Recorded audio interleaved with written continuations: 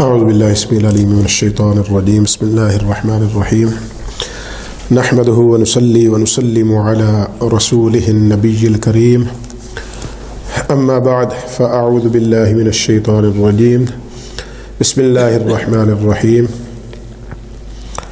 انشاءاللہ العزیز آج ہم سورہ آل عمران اس کو سٹارٹ کرنے جا رہے ہیں.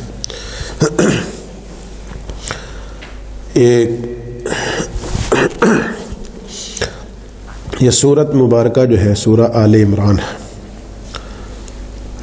لاسٹ تھرسڈے کے اینڈ پہ بھی ذکر کیا تھا کہ عمران جو ہے وہ حضرت عیسیٰ علیہ السلام کے نانا جان ہیں، اور چونکہ اس سورہ مبارکہ میں ان کی اولاد کا، ان کی آل کا ذکر ہوا ہے، تو اسی وجہ سے اس سورہ کو سورہ آل عمران کہا گیا.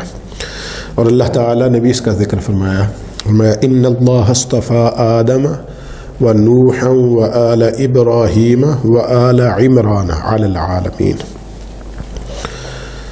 بے شک اللہ تعالیٰ نے آدم علیہ السلام کو، نوح علیہ السلام کو، آل ابراہیم کو اور آل عمران کو جہان والوں پر فضیلت عطا فرمائی.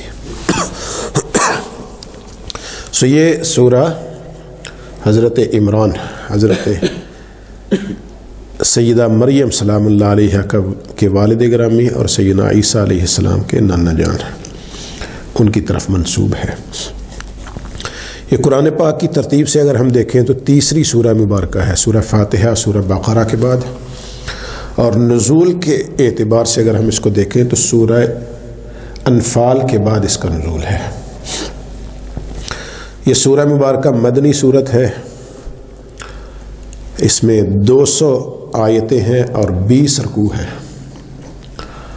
اور قرآن پاک کی جو آپ سب جانتے ہی ہیں، قرآن پاک کی ترتیب، کچھ صورتیں ہیں جن کو مکی کہا جاتا ہے اور کچھ کو مدنی کہا جاتا ہے.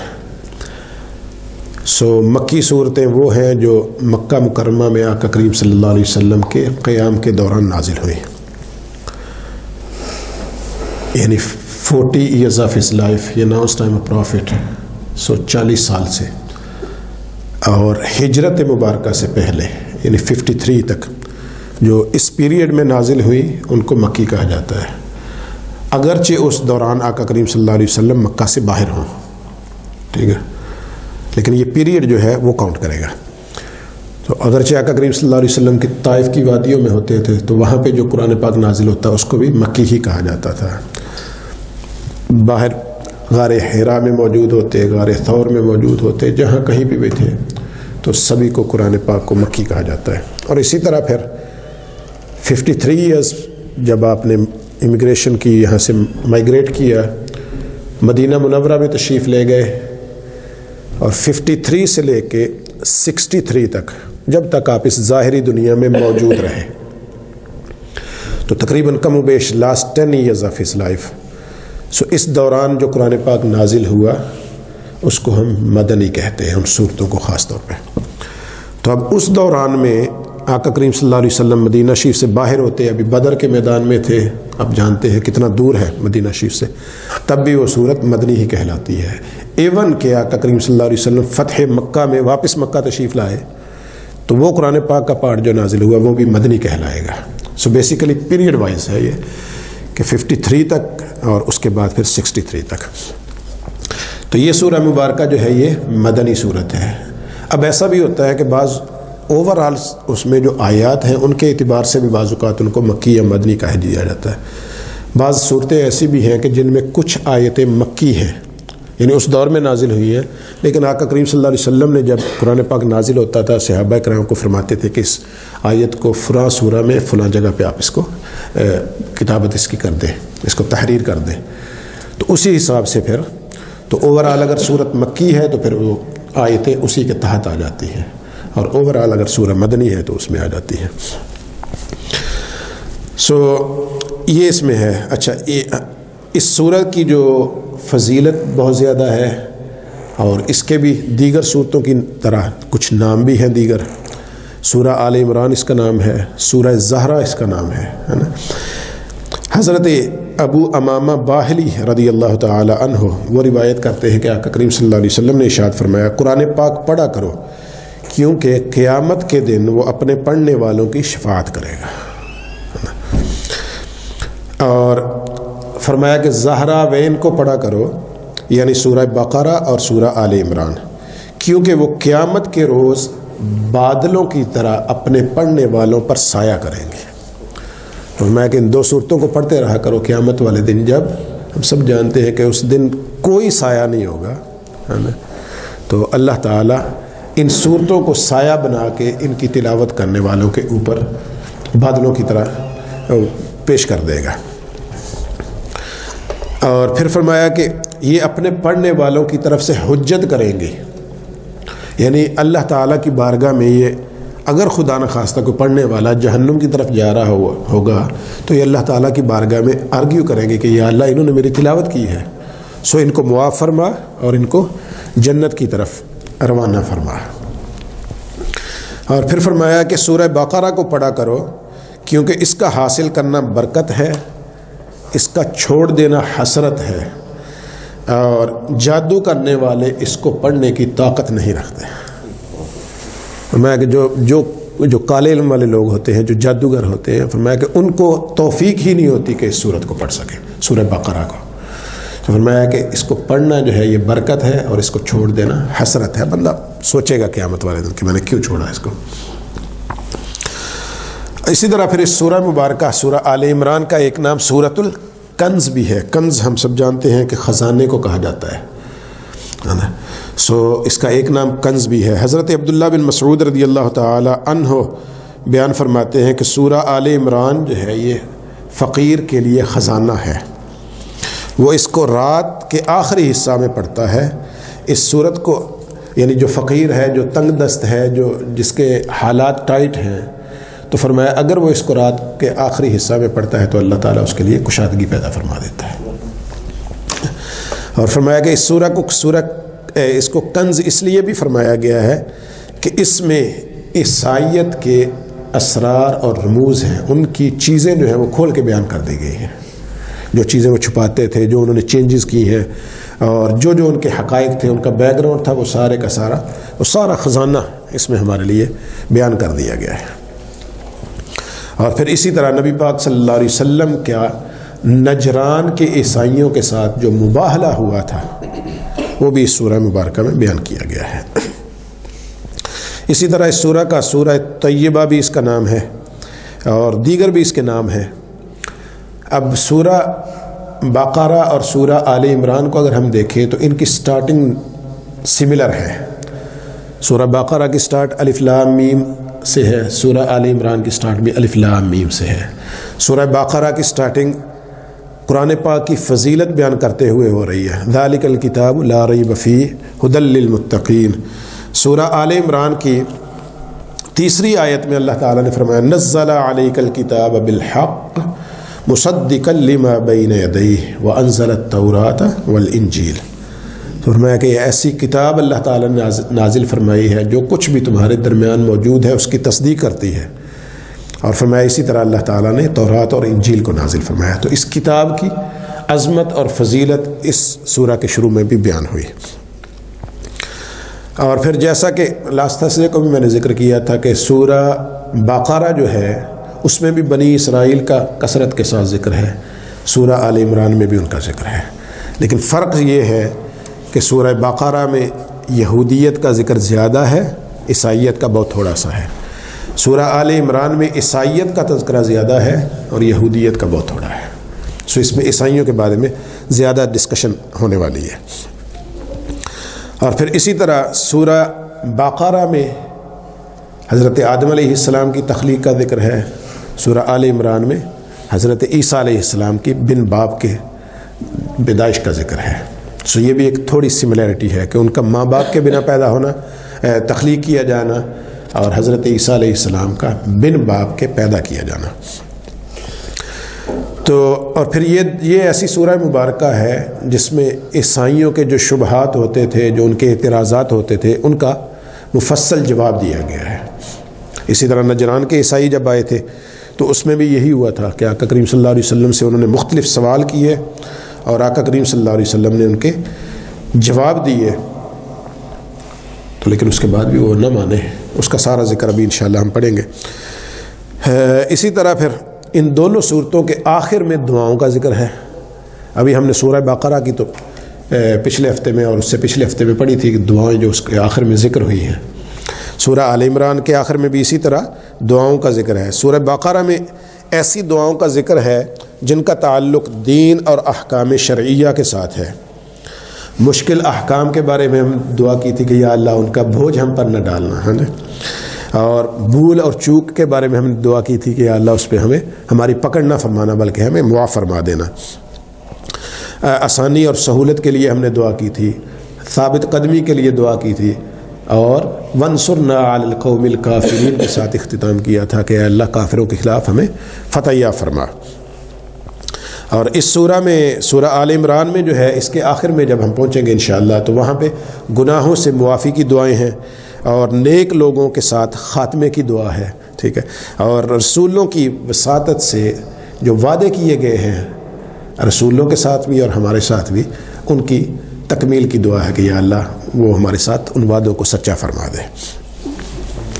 اب اسی طرح پھر سورہ بقرہ کی ابتدا میں اللہ تعالیٰ نے فرمایا ہدی للمتقین، ان کی صفات متقین کی بیان فرما کے اس کے بعد فرمایا کہ یہ ہدایت یافتہ یہ لوگ ہیں.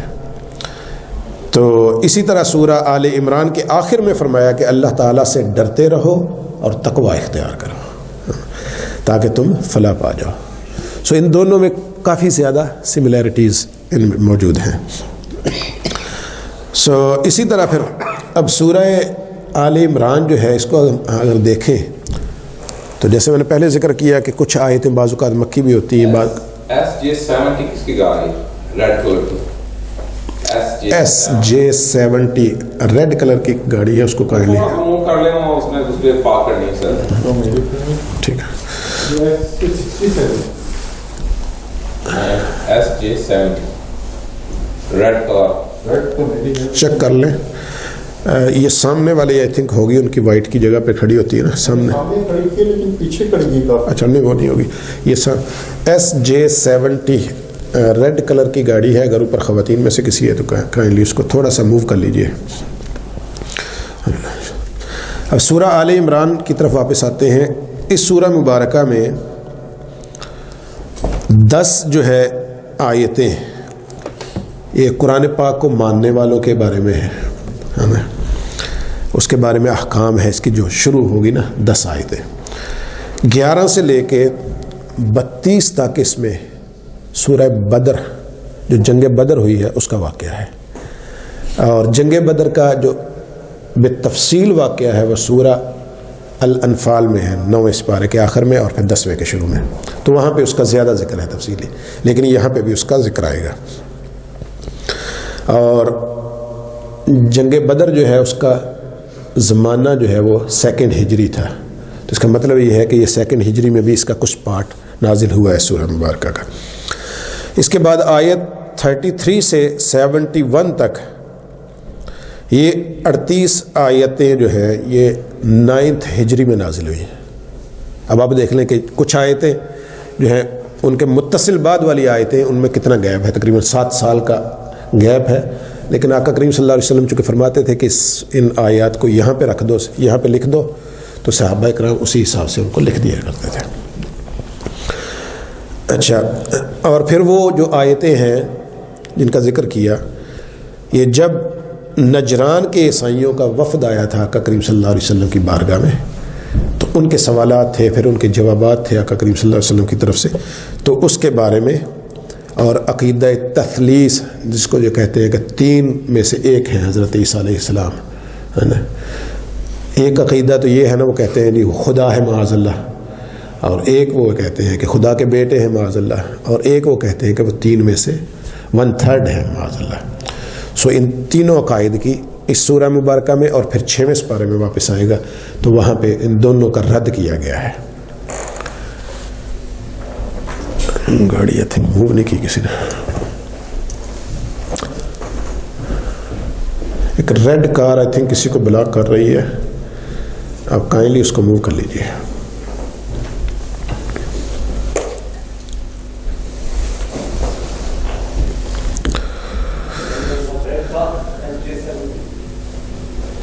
وہ چلے گئے اوپر سے گئی ہیں. اچھا وہ بندہ پھر آیا اندر. وہ چلے گئی ہیں. اچھا انہوں نے موو کر لی. اچھا چلے.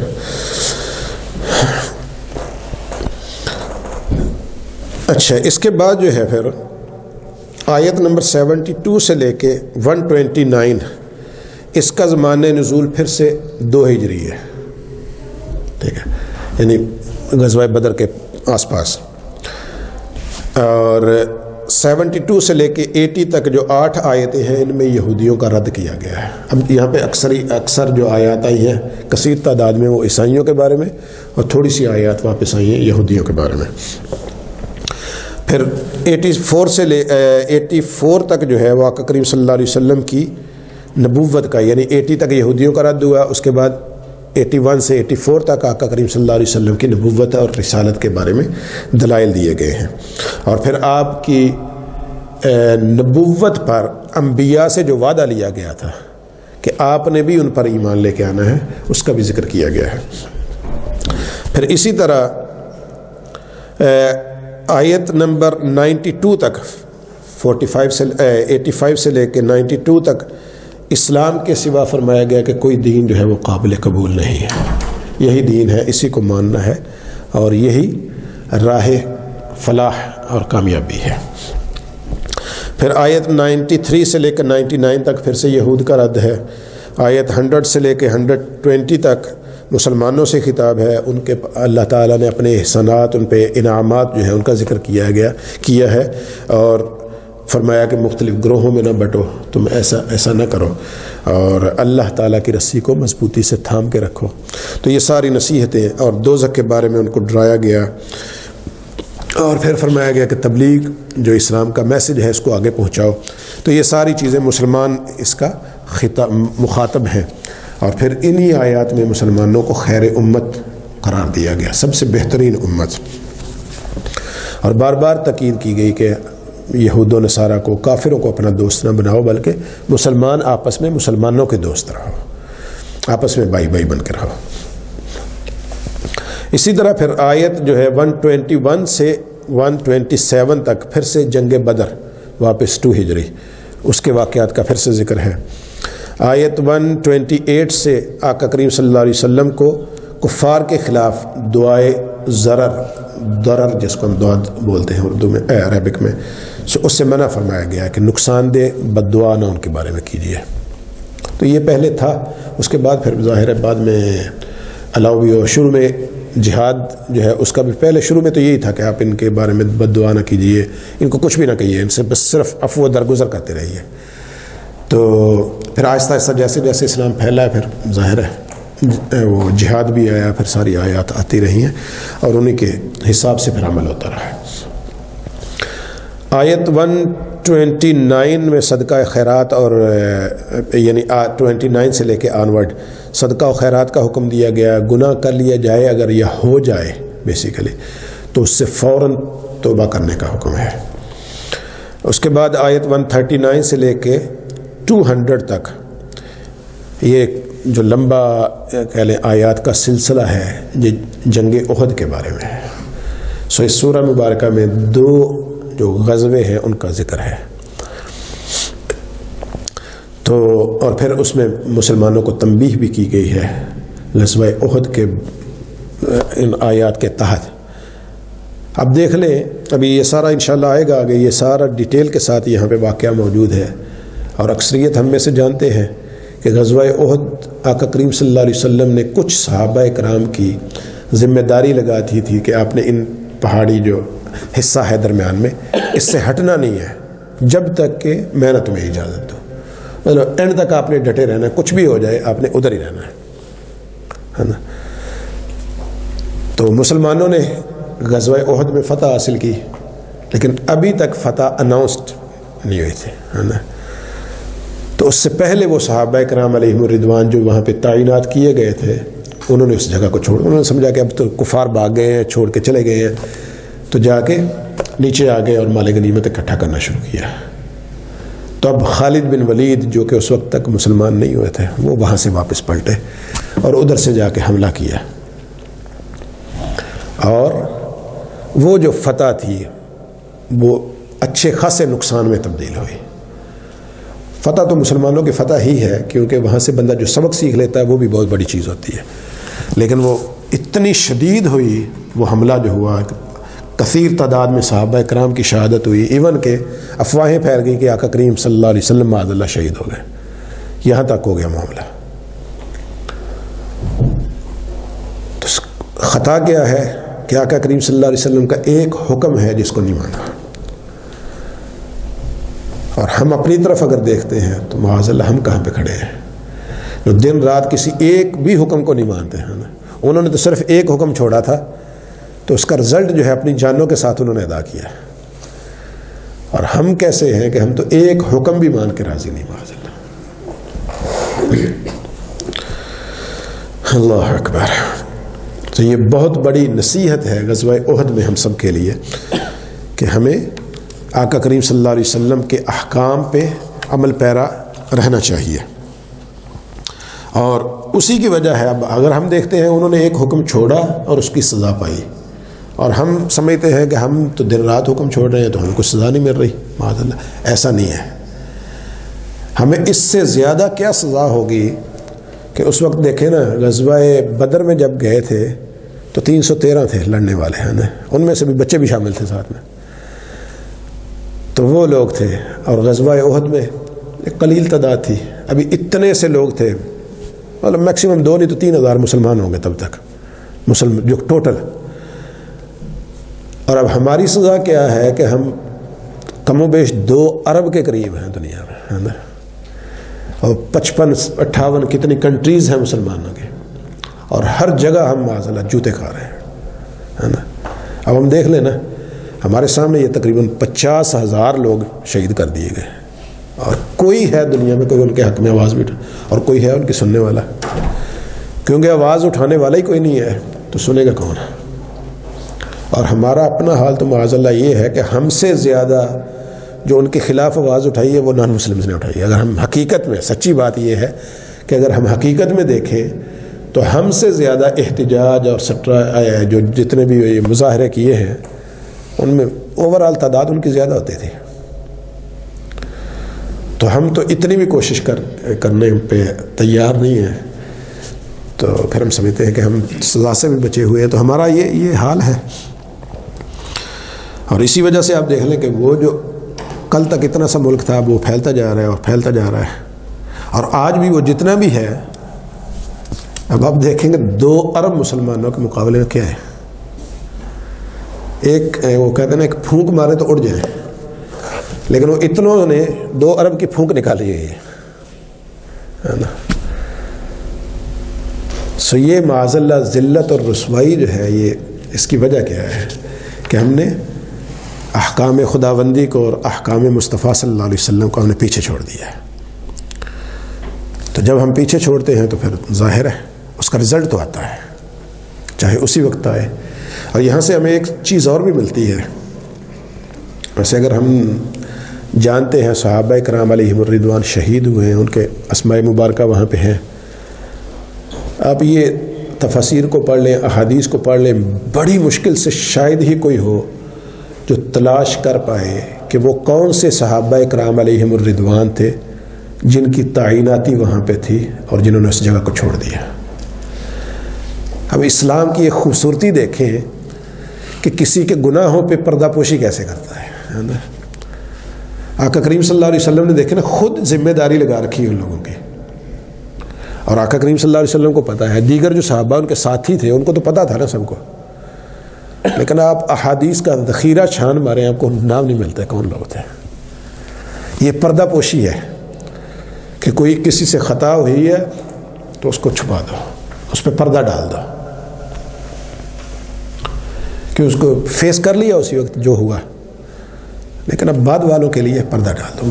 معاذ اللہ کل وہ کہتے نہ پھرے لوگ کہ یہ فلاں صاحب بھی تھا جنہوں نے یہ کر دیا تھا. معاذ اللہ تان و تشنیع نہ ہو, ان کی عزت اور احترام باقی رہے. غلطی ہوگی ان سے. تو یہ بھی ایک درس بھی ہے ہمارے لیے، سبق بھی ہے کہ جب کسی کی کوئی خطا دیکھیں، کوئی گناہ دیکھیں تو کوشش کریں. ظاہر ہے ہم لوگ بھی انسان ہیں، بعض اوقات جذبات میں، بعض اوقات اپنی نفسانی خواہشات میں بیان کر جاتے ہیں، لیکن کوشش ہمیں کرنی چاہیے کہ اگر ممکن ہو تو ہم پردہ پوشی کریں. تو جب ہم پردہ پوشی کریں گے تو قیامت والے دن ڈیفینیٹلی اللہ تعالیٰ پھر ہمارے گناہوں پہ بھی پردہ فرمائے گا. اللہ تعالیٰ ستار العیوب ہے، یہ اس کی صفت ہے، اور جو بندہ اس صفت میں سے حصہ لیتا ہے ظاہر ہے پھر اس کی برکات بھی اس کو نصیب ہوتی ہے. سو اللہ تعالیٰ سے دعا ہے کہ اللہ تعالیٰ ہمیں آقا کریم صلی اللہ علیہ وسلم کے احکامات پہ عمل پیرا رہنے کی توفیق عطا فرمائے. سورہ آل عمران جیسا کہ ابھی ذکر ہوا الف لام میم سے اس کی بھی ابتدا ہے، اور یہ حروف مقطعات ہیں. ڈفرینٹ علماء اکرام نے اپنی اپنی کوشش کی ہے، گیس کیا ہے کہ الف کا معنی یہ ہو سکتا ہے، لام کا معنی یہ ہو سکتا ہے، میم کا، لیکن سب سے بہترین حال یہی ہے کہ ان کا معنی اللہ تعالیٰ اور اس کے رسول بہتر جانتے ہیں. کیونکہ جب آقا کریم صلی اللہ علیہ وسلم نے فرما دیا، حضرت جبریل امین علیہ السلام حاضر ہوئے ہیں، کہا الف، اور بیسیکلی وہ حدیث مبارکہ میں کاف ہا یا عین صاد کے بارے میں بھی ہے. کاف فرمایا کہ سمجھ لیا، ہا فرمایا کہ میں نے سمجھ لیا. تو گویا کہ یہ کوڈ ورڈز ہیں جو اللہ تعالیٰ اور اس کے رسول کے درمیان میں ہیں. حضرت جبریل امین لے کے آئے تھے، وہ بھی نہیں جان رہے تھے. تو اللہ تعالیٰ نے بھیجا، آقا کریم صلی اللہ علیہ وسلم فرمایا ٹھیک ہے، جو میسج آیا تھا مجھے مل گیا. کیا انکرپٹڈ بولتے ہیں، کیا بولتے ہیں نا، جس کو کوئی دوسرا نہ سمجھ سکے، ہڈن میسج ہے. سو جب اللہ اور اس کے رسول کی چاہت یہی ہے کہ اس کو ہڈن رکھا جائے تو ہماری کیا چاہت ہے؟ ہمیں چاہیے کہ ہم بھی اس پہ راضی رہیں. تو الف لام میم اللہ ورسولہ اعلم، اللہ اور اس کے رسول بہتر جانتے ہیں. اللہ لا الہ الا ہو الحی القیوم، ہمیں اللہ تعالیٰ ہے کہ اس کے علاوہ کوئی عبادت کے لائق نہیں، مستحق کے عبادت کوئی نہیں اللہ کے علاوہ. الحی ہمیشہ سے زندہ ہے، القیوم اور یہ پورے نظام عالم کو قائم رکھنے والا ہے. پوری دنیا اور پورا ما فیہا اس کا سسٹم جو ہے اس کو قائم رکھنے والی ذات اللہ تعالیٰ کی ہے. تنزل علیک الکتاب بالحق، نزل علیک الکتاب بالحق، فرمایا کہ اللہ تعالیٰ وہی ذات ہے کہ جس نے کتاب کو آپ پر، اے محبوب صلی اللہ علیہ وسلم، آپ پر حق کے ساتھ نازل فرما دیا. اللہ تعالیٰ کون ہے؟ جس کے علاوہ کوئی عبادت کے لائق نہیں، وہ ہمیشہ سے زندہ ہے، سارے نظام عالم کو قائم رکھنے والا ہے، اور اے محبوب صلی اللہ علیہ وسلم آپ پر کتاب نازل کرنے والا بھی وہی رب ہے. اور کتاب کیا کون سی ہے؟ فرمایا مصدقا لما بین یدیہ، یہ اس سب کی تصدیق کرنے والی ہے جو بھی آپ کے سامنے موجود ہے. یعنی جو کتابیں، جو پہلے احکامات آپ کے پاس موجود ہیں، آپ کے سامنے ہیں، اس سب کی تصدیق کرنے والی ہے. وَأَنزَلَ التَّوْرَاةَ وَالْإِنجِيلَ، اور فرمایا کہ وہی اللہ ہے جس نے اس کتاب کو نازل کیا. وَأَنزَلَ التَّوْرَاةَ، اسی نے تورات کو نازل کیا، وَالْإِنجِيلَ اور انجیل کو بھی نازل کیا. من قبل، اس سے پہلے، یعنی تورات اور انجیل کو بھی اس سے پہلے نازل کیا قرآن پاک سے. ہدی للناس، لوگوں کے لیے ہدایت ہے. وَأَنزَلَ الْفُرْقَانَ، اور فرمایا کہ اسی رب نے فرقان نازل کیا. اور فرقان حق اور باطل کے درمیان فرق کرنے والی چیز، اور وہ کتاب اللہ قرآن پاک کا نام ہے ایک. ان الذین کفروا بآیات اللہ، فرمایا بے شک وہ لوگ جو اللہ تعالیٰ کی آیتوں کا کفر کرتے ہیں، ان کا انکار کرتے ہیں، لہم عذاب شدید، ان کے لیے بہت سخت عذاب ہے، دردناک عذاب، سخت عذاب. واللہ عزیز ذو انتقام، اور اللہ تعالی غالب بھی ہے اور انتقام لینے والا بھی ہے۔ اگر اس کی آیتوں کا انکار کریں گے، کفر کریں گے، تو فرمایا کہ اللہ تعالیٰ غالب بھی ہے اور انتقام لینے والا بھی ہے۔ ان اللہ لا يخفى علیہ شیء فی الارض ولا فی السماء، بے شک اللہ تعالیٰ ہے کہ لا يخفى علیہ، اس پر کوئی بھی چیز مخفی نہیں ہے، کوئی بھی چیز پوشیدہ نہیں ہے، اس سے ہڈن نہیں ہے اللہ تعالیٰ سے۔ فی الارض ولا فی السماء، چاہے وہ کوئی چیز زمین میں ہو یا پھر آسمان میں ہو، زمین و آسمان کی، کائنات کی کوئی بھی چیز اس کی بارگاہ سے پوشیدہ نہیں ہے، اس پر ہر چیز واضح ہے۔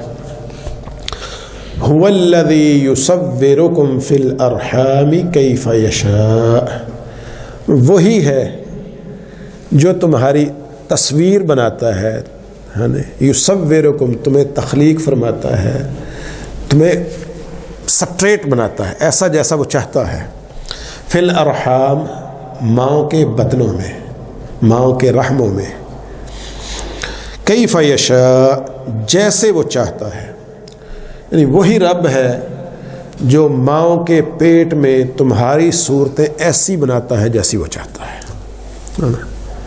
تو اب جب اس رب کی چاہت ہوتی ہے تو اس نے ہمیں بنا دیا، کسی کو گورا بنا دیا، کسی کو کالا بنا دیا، کسی کو گندمی بنا دیا، تو اب ہماری کیا اوقات ہے کہ ہم کہیں کہ یہ فلاں کالا ہے یا پیلا ہے یا نیلا ہے، تحقیر کے ساتھ معاذ اللہ۔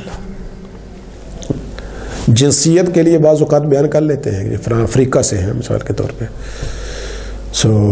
یہاں والوں کو اب کہہ دیتے ہیں بعض اوقات جسٹ ٹو انڈرسٹینڈ، ٹو کسی کو میسج کنوے کرنا ہو آپ نے تو آپ کہہ لیتے ہیں، لیکن تحقیر کے لیے معاذ اللہ یا توہین کے لیے تو گناہ کا کام ہے، کیونکہ اللہ تعالیٰ نے تخلیق کیا، فرمایا کہ وہ جیسی چاہتا ہے وہ تمہاری صورتیں بنا دیتا ہے۔ لا الہ الا هو العزیز الحکیم، میں اس کے سوا کوئی عبادت کے لائق نہیں، هو العزیز الحکیم، وہی عزیز بھی ہے، غالب یعنی، اور الحکیم حکمت والا بھی ہے۔ اللہ ہی ہے جو غالب بھی ہے اور وہی ہے جو حکمت والا بھی ہے۔ اب یہ والی آیات مبارکہ بھی آپ نے دیکھی، اللہ تعالیٰ کی عظمت اور شان بیان ہوئی، قرآن پاک کی عظمت اور شان بیان ہوئی، اور آقا کریم صلی اللہ علیہ وسلم کو بیان کیا گیا کہ یہ وہ کتاب ہے جو پہلی، جو کچھ آپ کے پاس پہلے سے موجود ہے اس کی تصدیق کرنے والی ہے۔ اب یہاں پہ پھر انزل التوراۃ والانجیل کا بھی ذکر ہوا کہ اللہ تعالیٰ نے تورات اور انجیل کو نازل فرمایا، اور اس سورہ مبارکہ میں چونکہ کثرت کے ساتھ ان کا ذکر ہوگا، عیسائیوں کا اور انجیل کا بھی ذکر آئے گا، تو اس لحاظ سے یہاں پہ کچھ چیزیں ہیں جو ہمیں سمجھنی چاہیے اور ان کو انڈرسٹینڈ کرنا چاہیے۔ تورات جو ہے پہلی بیسیکلی کتاب جو حضرت موسیٰ علی نبینا علیہ السلام پہ نازل ہوئی۔ تورات کا لفظ جو ہے بعض علماء کے نزدیک لفظ توریہ ایک لفظ ہے، اس سے نکلا ہے، اور اس کا مطلب ہوتا ہے کنایہ یا اشارہ، ٹھیک ہے۔ تو کہتے ہیں کہ اس سورہ مبارکہ میں چونکہ بنی اسرائیل کے واقعات کی طرف اشارہ ہے تو اس وجہ سے اس کو تورات کہا جاتا ہے،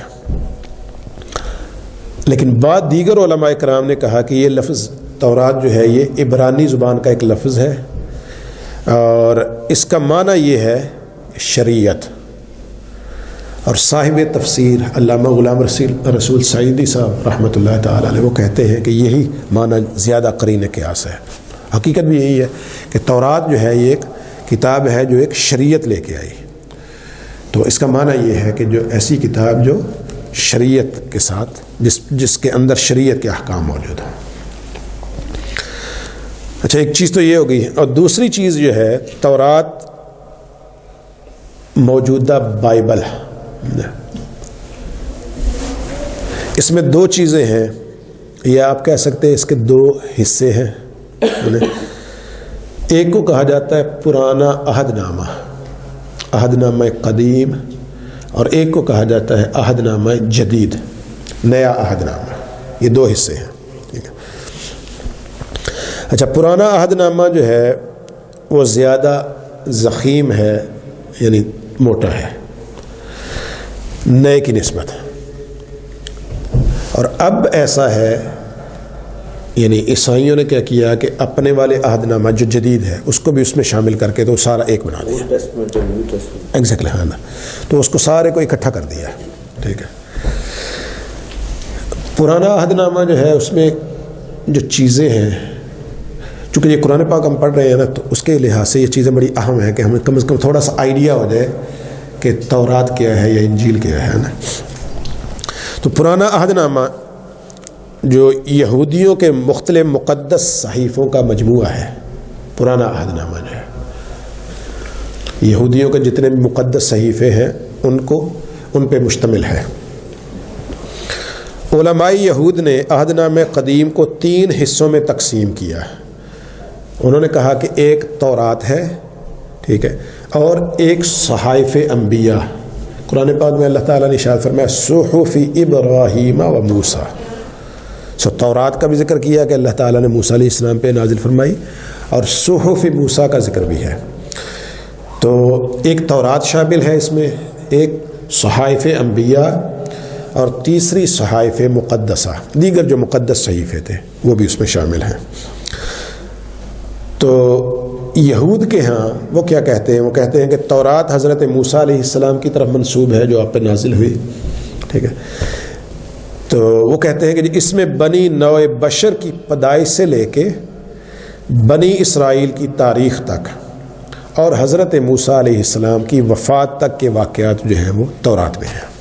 ٹھیک ہے. اور اس کے بارے میں جو بحث کی گئی ہے، جو بھی ذکر کیا گیا ہے، وہ سارا اس میں ہے. اور اس کے بعد جو ہے بنی اسرائیل کے لیے جو معاشرتی قوانین اور عبادات کے طریقے وضع کیے گئے ہیں وہ سب کے سب اس میں مذکور ہیں تورات میں. اور اصل تورات جو ہے، یہ صحائف کے علاوہ جو تورات کا ذکر ہوتا ہے، اصل تورات جو ہے وہ 5 چیزوں پر مشتمل ہے. ہم قرآن پاک پڑھتے ہوئے کہ شاید کئی دفعہ ہم نے پڑھا بھی ہوگا، سنا بھی ہوگا کہ اس کی 7 منزلیں ہیں. ہم سب جانتے ہیں قرآن پاک کے نیچے نا، صفحے کے نیچے منزل نمبر 1 لکھا ہوتا ہے، منزل نمبر 2. تو یہ 7 منزلیں ہیں. ممکن ہے ان کی بھی اسی طرح ہوں. ٹھیک ہے. تو 5 مشمولات ان کو کہہ سکتے ہیں، یا 5 منزلیں کہہ لیں آپ تورات میں.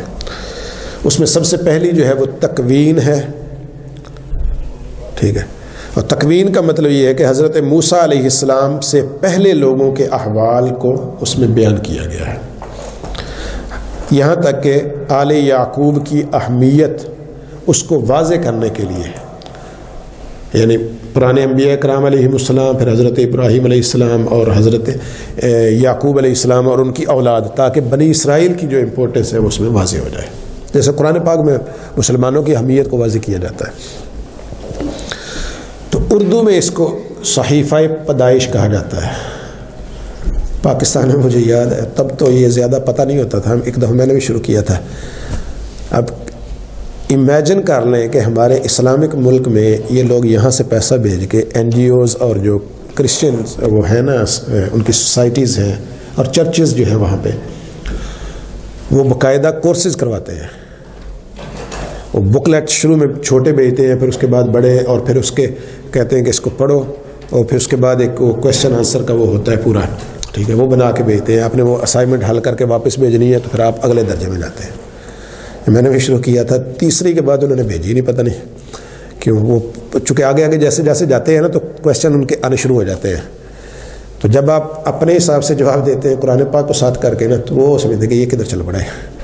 تو جو پڑھانا چاہ رہے ہیں شاید ممکن ہے خدا جانے اس وجہ سے، کیونکہ مجھے اس لیے یاد ہے کہ میں 2 دفعہ شروع کیا تھا، پھر واپس دوبارہ سے شروع کیا تھا، لیکن نہیں آیا تھا. تیسرے لیول تک یا تیسرے درجے سے جا کے تو وہاں پہ اس میں یہ چیزیں آتی تھیں. صحیفہ پیدائش میں یہ کہا گیا ہے. ٹھیک ہے. اور دیگر صحائف کا اسی طرح جو آگے ابھی ہم ذکر کریں گے. پہلے کا نام تکوین ہے. تو ہمیں یہ یاد رکھنا چاہیے کہ پہلے انبیاء کرام علیہ السلام اور آل یعقوب، ان کی اہمیت کی وضاحت اس میں کی گئی ہے. دوسرے صحیفہ کا نام یعنی تورات کے دوسرے حصے کا نام کہہ لیں آپ، یا دوسری منزل کا آپ کہہ لیں اپنی زبان میں، تو اس کا نام خروج ہے۔ اس میں حضرت موسیٰ علیہ نبینا علیہ السلام، ان کی ولادت کا ذکر ہے، ان کے اعلان نبوت کا ذکر ہے، ان کے کوہ طور پہ جانے کا ذکر ہے۔ تو یہ سارے احکام جو ہیں یہ اس میں بیان کیے گئے ہیں۔ کوہ طور پہ جانے کا جو حکم ان کو دیا گیا ہے وہ بھی اس میں بیان ہے۔ اس کے بعد جو تیسرا حصہ ہے یا تیسری منزل آپ کہہ لیں، اس کو لاویین کہا جاتا ہے یا لاویین۔ تو اس میں خصوصیت کے ساتھ بنی اسرائیل کی عبادتوں کا ذکر ہے، ٹھیک ہے، کہ آپ نے کون سی عبادت کیسے کرنی ہے۔ جیسے ہمارے لیے نماز کا حکم ہے الگ سے، روزہ کا حکم الگ سے ہے، تو جو عبادات ہیں اس حصہ میں ان کو اس کے احکام جو ہے وہ اس حصہ میں موجود ہیں۔ تو اردو میں اس کا نام صحیفہ احبار ہے۔ اس کے بعد چوتھا جو حصہ ہے یا چوتھی منزل، اس کو اعداد کہا جاتا ہے۔ تو اس میں پھر خروج کے بعد بنی اسرائیل کے احوال موجود ہیں، مذکور ہیں کہ کس طرح بنی اسرائیل نے اردن اور ماورائے اردن یا اور اس کے گرد و نواح جو علاقے انہوں نے فتح کیے تھے، وہ کیسے فتح کیے تھے، کیا کیا تھا، کیسی جنگیں ہوئی تھی، تو ان کے بارے میں اس میں ذکر ہے۔ اور اس کے علاوہ اس میں تدریجی احکام بھی ہیں، کچھ قوانین کا بھی ذکر ہے۔ اور اردو میں اس کا نام صحیفہ گنتی ہے۔ اعداد ہم اردو میں بھی استعمال کرتے ہیں، عدد کی جمع، تو اردو میں ہم اس کو گنتی کہہ دیتے ہیں۔ تو اس صحیفہ کا نام گنتی ہے۔ پانچویں منزل آپ اس کو کہہ لیں یا پانچواں حصہ اس کا تورات کا، اس کا نام تثنیہ ہے۔ اس میں تاریخی پس منظر پر نظر ڈالی گئی ہے، قوانین کا ایک مجموعہ پیش کیا گیا، اور اس طرح اس میں یہ صحیفہ حضرت موسیٰ علیہ السلام کی وفات کے ذکر تک، چونکہ تورات ہے نا، تو آپ کی وفات تک، آپ کے وصال تک، یہ وہاں تک کے تمام احوال کو شامل ہے۔ تو یہ 5 صحائف جو ہیں یہ اصل تورات ہیں۔ اس کے علاوہ عہد نامہ قدیم میں حضرت موسیٰ علیہ السلام کے بعد میں آنے والے انبیاء کرام علیہم السلام اور ان پر نازل ہونے والے صحف جو ہیں، صحائف، ان کو بھی شامل کیا گیا ہے۔ تو بیسک تورات ایک چیز ہے، اور عہد نامہ قدیم میں کچھ چیزیں اور شامل ہیں جو دیگر انبیاء کرام علیہم السلام پر نازل ہوئیں۔ اور پھر بعض صحائف کا جز بھی ہے، ایک صحیفہ دوسرے کا حصہ ہے، تو پھر پہلے الگ سے آ گیا، پھر دوسرے کا حصہ بن کے آ گیا، تو اس طرح بھی ہے۔ تو کل 34 صحائف ہیں، ہے نا، 34 صحیفے ہیں۔ 4 کتابیں ہم جانتے ہیں مشہور جو ہیں، ٹھیک ہے، قرآن پاک، تورات، انجیل، زبور، ہے نا، اور 34 صحیفے ہیں۔ عہد نامہ قدیم جو ہے اس میں تورات کے 5 صحائف کے بعد یہ 34 کے 34 صحائف وہ بھی شامل ہیں۔ عہد نامہ قدیم اس وجہ سے تھوڑا موٹا ہو جاتا ہے، یعنی تورات اس میں شامل ہے، اور پھر 34 کے 34 صحیفے بھی اس میں شامل ہیں۔ اللہ اکبر۔ اور ایک انہوں نے ذکر کیا ہے کہ شروع میں اس کی تعداد جو ہے وہ 39 بھی بیان ہوئی ہے، لیکن زیادہ معروف اور ابھی جو استعمال میں ہے وہ 34 ہے۔ اچھا، اس کے بعد جو ہے موجودہ تورات کے متعلق اب ہم ایز اے مسلم ہم جانتے ہیں، قرآن پاک نے بھی ہمیں بیان کیا، کریم صلی اللہ علیہ وسلم نے بھی بیان کیا کہ ان لوگوں نے اپنی کتابوں کو تبدیل کر لیا، ٹھیک ہے، پیسہ کمانے کے لیے، دیگر وجوہات کی وجہ سے اس کو چینج کر لیا۔ یہاں تک کہ یہاں پہ چند یہودیوں کا اور عیسائیوں کا نظریہ بھی پیش کیا گیا ہے کہ وہ خود بھی مانتے ہیں کہ جو تورات یا انجیل یا جو اب کتابیں ان کے پاس موجود ہیں وہ اوریجنل نہیں ہیں، وہ چینج ہیں۔ بس 1-2 کا ذکر کر کے انشاءاللہ ہم ختم کرتے ہیں۔ پہلی صدی عیسوی تک تمام یہودیوں اور عیسائیوں کا متفقہ عقیدہ یہ تھا کہ تورات باقی تمام صحائف سمیت، یعنی مکمل عہد نامہ قدیم، لفظاً وحی ہے اور منزل من اللہ ہے۔ یعنی پہلی صدی تک تمام یہودی علماء کا، عیسائیوں کا عقیدہ یہ تھا کہ عہد نامہ قدیم جتنا بھی ہے یہ اللہ تعالیٰ کی طرف سے نازل کردہ ہے، اور سارے کا سارا لفظاً جو ہے وہ اسی طرح ہے جیسے اللہ تعالیٰ نے نازل کیا۔ اور یہ اسی طرح ہے جو کچھ بھی بین دفتین اور دفتین اس کو کہا جاتا ہے، جو کچھ بھی 2 جلدوں کے درمیان میں ہے، ٹھیک ہے، تو وہ سارے کا سارا صحیح ہے جیسا اللہ تعالیٰ نے نازل فرمایا۔ اب کہتے ہیں کہ اوریجن یہ پہلا عیسائی عالم تھا، یہ 254 عیسوی میں اس کا انتقال ہوا، یعنی ابھی اسلام کی ابتدا سے پہلے۔ یہ پہلا عیسائی عالم تھا جس نے اعتراف کیا کہ عہد نامہ قدیم کی بعض عبارتیں معنوی طور پر صحیح نہیں ہیں۔ اس نے تسلیم کر لیا کہ یہ اس کا معنی جو ہے یہ تو عجیب لگ رہا ہے، تو یہ عبارتیں ٹھیک نہیں ہیں، اور کہتا ہے کہ بعض عبارات اخلاقی اعتبار سے پست ہیں اور مذموم ہیں، کیونکہ اللہ کا کلام جو ہے اس کی ایک شان ہوتی ہے، ٹھیک ہے، اس کے اخلاق کی کہہ لیں کہ آپ بلندی کے اعلیٰ ترین معیار پہ ہوتا ہے، اور معنوی اعتبار سے بھی وہیں پہ ہوتا ہے۔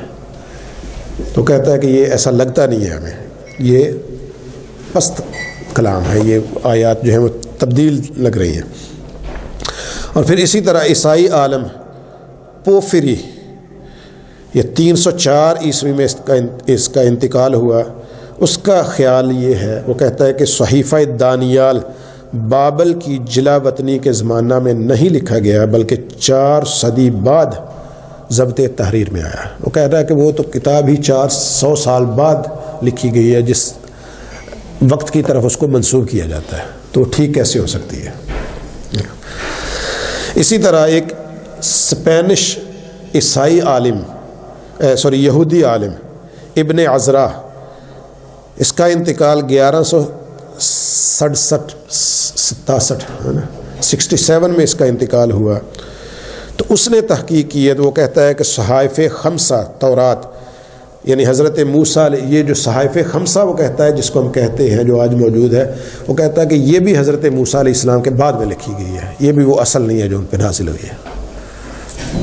تو مسلمان، ہمارا تو قرآن پاک نے ہمیں بتا دیا کہ انہوں نے چینج کیا ہے، ایون کہ عیسائی اور یہودی وہ خود بھی مان رہے ہیں کہ ہماری کتابیں وہ نہیں ہیں جو اللہ تعالیٰ نے نازل کی ہیں۔ اسی طرح پھر ایک اور فاضل جرمن عالم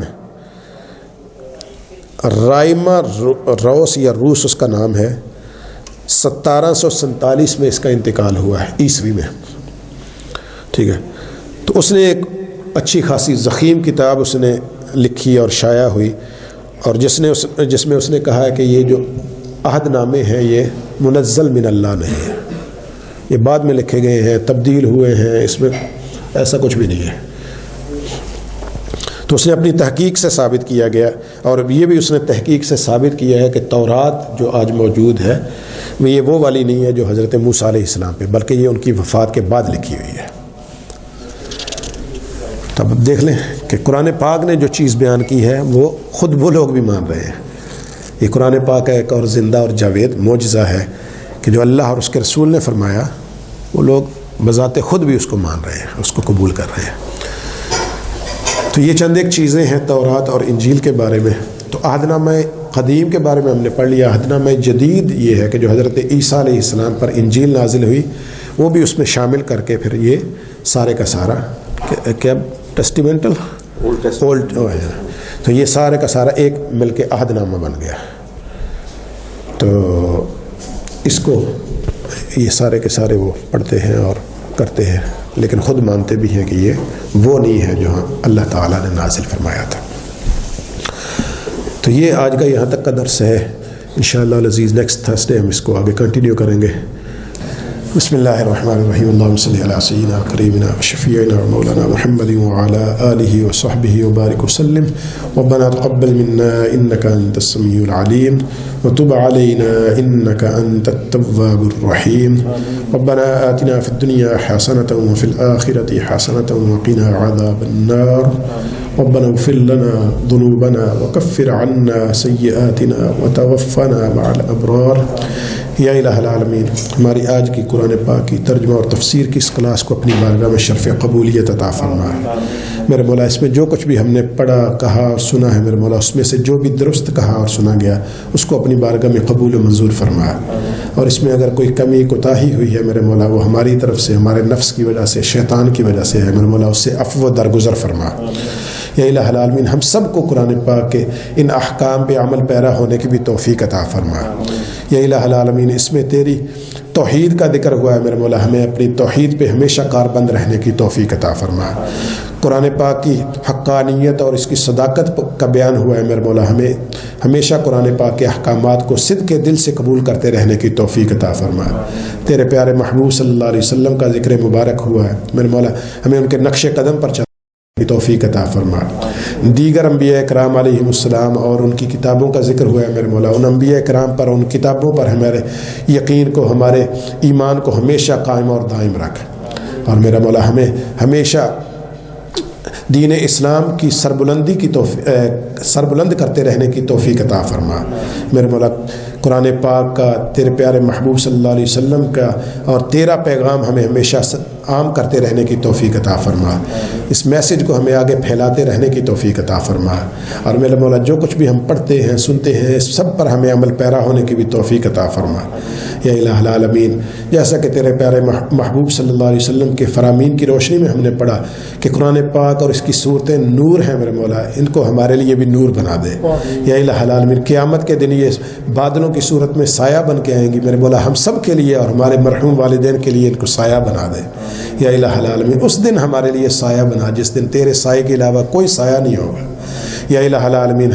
ہمارے لیے ان صورتوں کو میرے مولا، اس کلام مجید کو ہمارے لیے نور بنا، ہمارے چہروں کا نور بنا میرے مولا، ہمارے سینوں میں اس کو نور بنا میرے مولا، ہماری قبروں کا اس کو نور بنا، ہماری فیملیز کو میرے مولا، فیملیز کے لیے اس کو نور بنا، ہمارے بچوں کے لیے میرے مولا اس کو نور بنا دے یا الہ العالمین۔ ہماری اس دنیا کو قرآن پاک کے نور سے منور فرما، ہماری آخرت کو قرآن پاک کے نور سے منور فرما یا الہ العالمین یا الہ العالمین۔ ہماری یہ کاوش کو قبول و منظور فرما، اور ہمیں اسی طرح قرآن پاک کی تکمیل کرنے کی بھی توفیق عطا فرما۔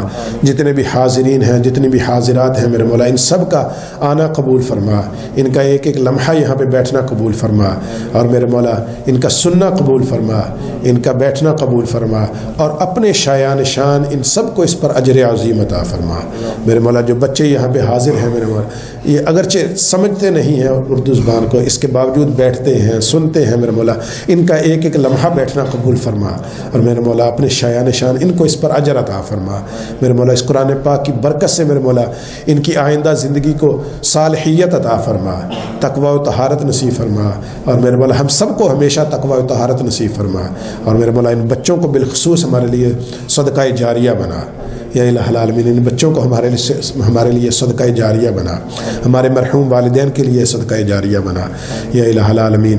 ہماری یہ دنیا بھی ہمارے لیے بہتر بنا، ہماری آخرت بھی ہمارے لیے بہتر بنا، اور آج کی اس محفل کے کھانے کا انتظام ہمارے محترم ڈاکٹر مزمل صاحب کی طرف سے کیا گیا، ان کی اس کاوش کو بھی قبول و منظور فرما یا الہ العالمین۔ ان کے والد مرحوم جن کا انتقال پچھلے سال ہوا میرے مولا، ان کی قبر کو جنت الفردوس کے باغوں میں سے باغ بنا، ان کی آخرت کی تمام منازل کو ان کے لیے آسان بنا میرے مولا، ان کی آخرت کی تمام منازل کو ان کے لیے آسان بنا۔ قبر میں آقا کریم صلی اللہ علیہ وسلم کی زیارت اور پہچان نصیب فرما، بروز حشر آقا کریم صلی اللہ علیہ وسلم کی شفاعت نصیب فرما۔ ہم سب کے میرے مولا جتنے بھی اعزاء و اقارب اس دنیا سے جا چکے سب کی بخش و مغفرت فرما، آقا کریم صلی اللہ علیہ وسلم کی ساری امت مرحومہ کی بخش و مغفرت فرما۔ ربنا اغفر لنا ولإخواننا الذين سبقونا بالإيمان ولا تجعل في قلوبنا غلا للذين آمنوا ربنا إنك رؤوف رحيم وصلى الله تعالى على خير خلقه ونور عرشه محمد وعلى آله وصحبه برحمتك يا رحمن